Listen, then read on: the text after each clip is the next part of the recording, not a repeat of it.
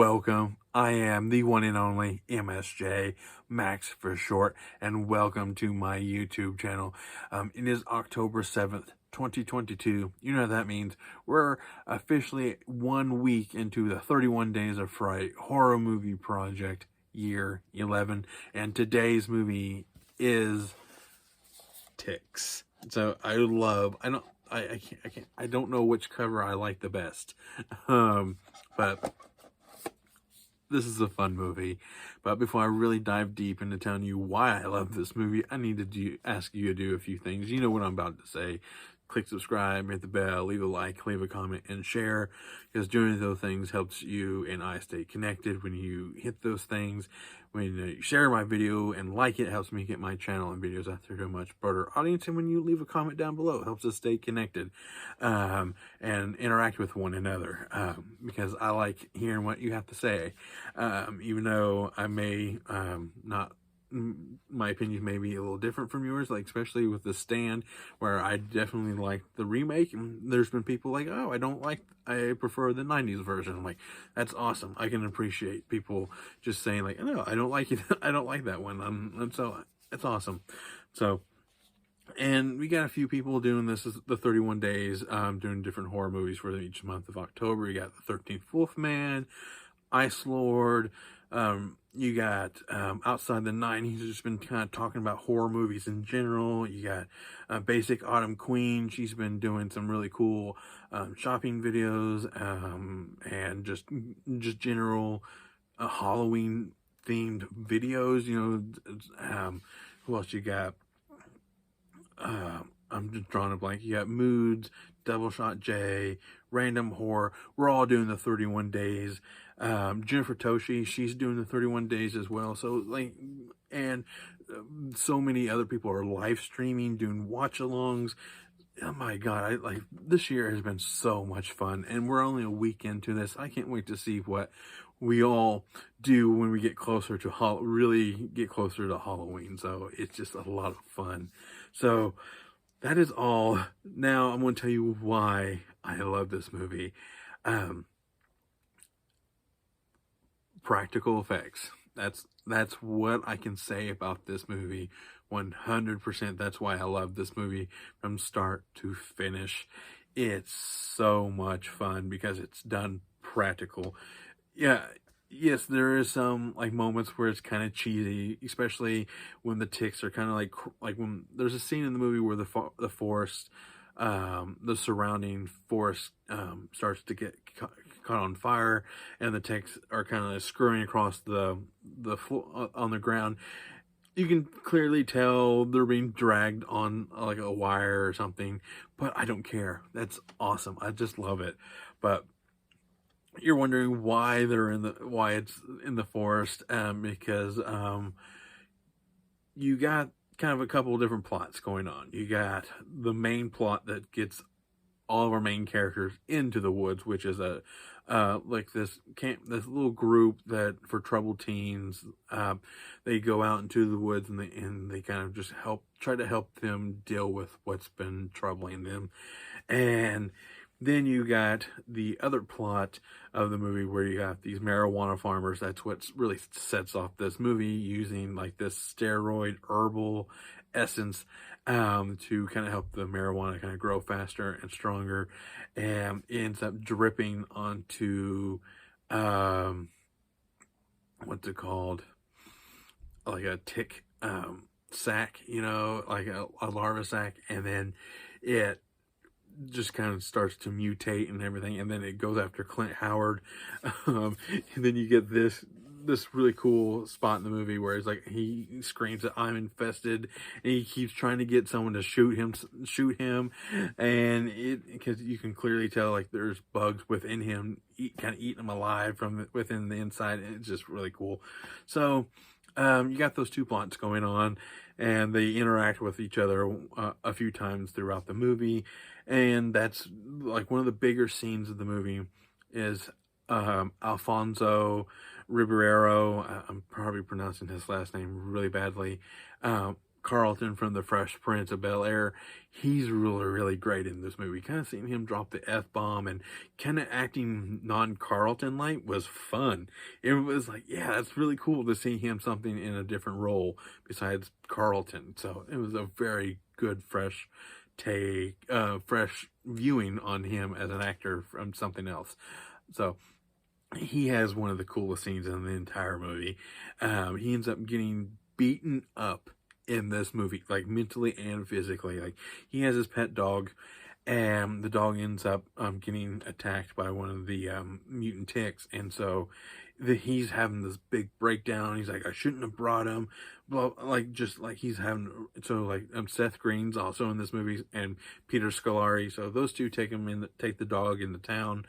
That scene with the dog is pretty rough. Like, when I was talking about this, the stuff with the dog plot line in Alligator being animals being tested on and being fed, just being discarded in the sewers. This one's a little bit rougher because the you can clearly tell it was a real dog, and they're to an extent, and like the way it was moving and everything, it was kind of rough. Like, I just don't like that period. But it was like, sometimes you have to have those kind of make like oh, like anyone's game, when it comes to these kind of movies. So the dog ends up going to the vet, and they have like this little like cat and mouse game within the vet office. And when you get to see like a tick like full of blood and everything, and the vet just like stomps on it, and it's just like, when in doubt, squish it. And it was just like, when it's the vet steps on the tick, it's just gooey and gross, and that's what I thought was going to happen in this movie. It's very kind of like just gooey and just gross, and I loved it. I was kind of thinking it was going to be a little bit grosser than I thought it was going to be. Very like it, but I liked the amount of what it is in this movie. And trying to think what else. The big special effect of the movie, like I was leading up to, was with Alfonso's character named Panic. He ends up getting beat up. The marijuana farmers, that's where I was heading. They kind of catch him kind of wandering in an area that he shouldn't be, because he's with the thing with his dog. He passed away, and he's just not having a good time out in the middle of the woods. So he's like, I'm out of here. Starts heading home back to LA, and he ends up getting in an area where he isn't supposed to, and then he ends up getting shot, beat up, and then eventually just infested and beaten, just ravaged by ticks. And then he was left for dead. And then ensuing, that's what causes the forest to catch on fire, because they just have some like propane tanks out there to that, at least I think, well, they're not exactly propane tanks, but it's stuff to help within, I don't, just, they're propane tanks. That's the best way to describe it. And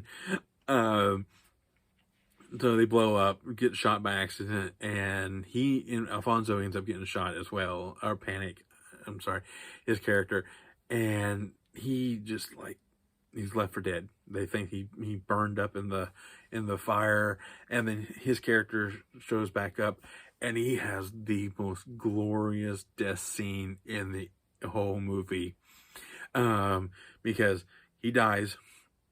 But before he dies, he points out the villains. He's like, they did it, they're like, they are the one who did whatever they did to me, besides the tick bites and stuff. And so, and he dies. And then through chaos, the last 20 minutes of this movie is pure chaos. You got lights flickering, ticks trying to get in, people fighting off ticks, trying to escape the forest, burning down around them. A lot is going on in the last 10 minutes of the last 30 minutes of this movie. But the big scene in this movie is when Panic, he dies, like I mentioned, but his body starts to come back alive. His body starts running around on the floor, being dragged and everything. It's like, what's going on? Like, what? like, what is, like, I knew he might, I'm like, he's going to turn into it, isn't he? But he doesn't turn into it. The thing comes out of him.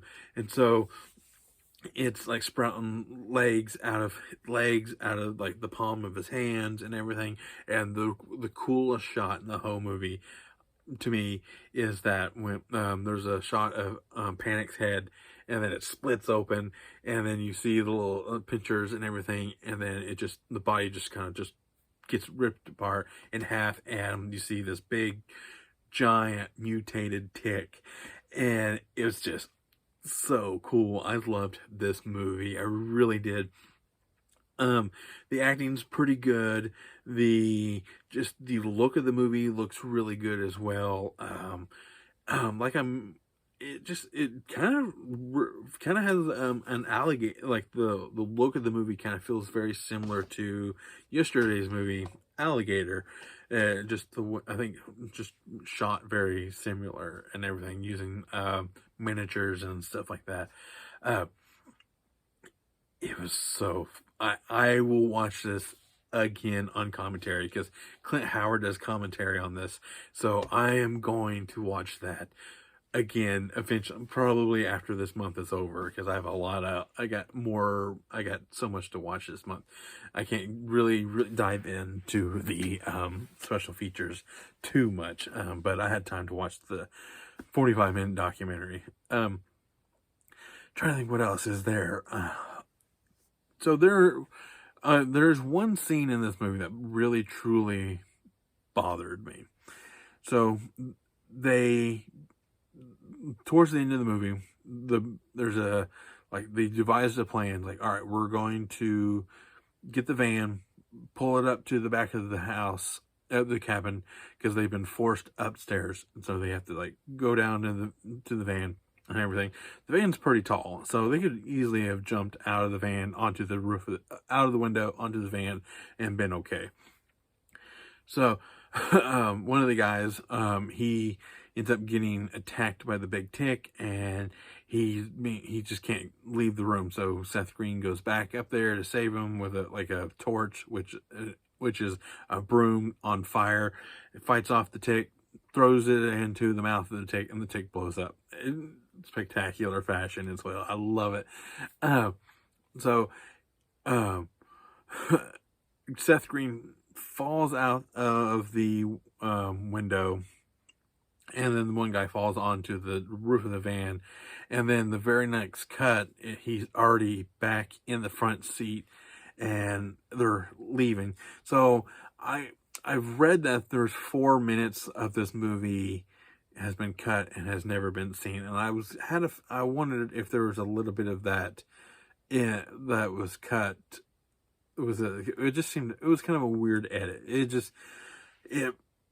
It seemed too quick, you would see like Seth Green kind of getting into the front seat and going off, and the guy kind of rolling off and getting in, but it was just like, as soon as they both hit the van or the ground or in the van, and it's just like the next cut is them in the van taking off. It's just like, once you see the movie, you'll understand why it's kind of a little weird edit there.